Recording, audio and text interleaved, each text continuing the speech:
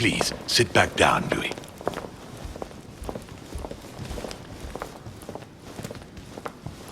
This sort of behavior is not working in your favor, young man. Monsieur de Richet, you were found standing over Miss Adams' body. We must shed some light on your responsibility in this tragedy. We shall then decide on your fate. But you must know that if you do not convince us of your innocence, it will cost you dearly. Now you are going to tell us everything that happened last night, without leaving any detail out. First things first, how did your evening begin? I was in the corridor and I was about to go to bed. Elizabeth appeared as if from nowhere and rushed toward me. She took me by the arm and led me to her room. You say she led you? All right, we'll accept that. Continue. We were heading for our rooms when Elizabeth burst into the corridor, barely dressed. She was panic-stricken and insisted on speaking to me. So I found myself in Elizabeth's room. We sat down together. She insisted we have a drink or she would refuse to confide in me. What exactly did she want to speak about at such a late hour?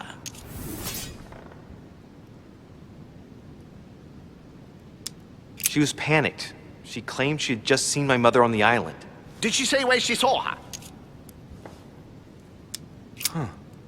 I seem to remember something about cliffs. Let us continue. And what happened next? Then she told me she had poured laudanum in my glass. The next minute I was on the floor. When I woke up, she was lying in a pool of blood. That is all you have to say? You expect us to believe that you have no idea what happened to her? Yes, because I'm telling you the truth. How can you possibly expect us to believe you? Gregory, we must consider every possibility.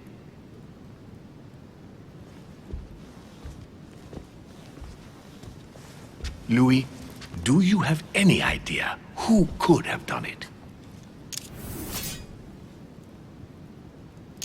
Well, even if I can't believe for a single instant that my mother could have murdered someone in that manner, she might have wanted to stop Elizabeth from speaking about their mutual past. And things might have turned nasty. It is indeed a possibility. I would like to thank you for helping us shed light on what happened last night.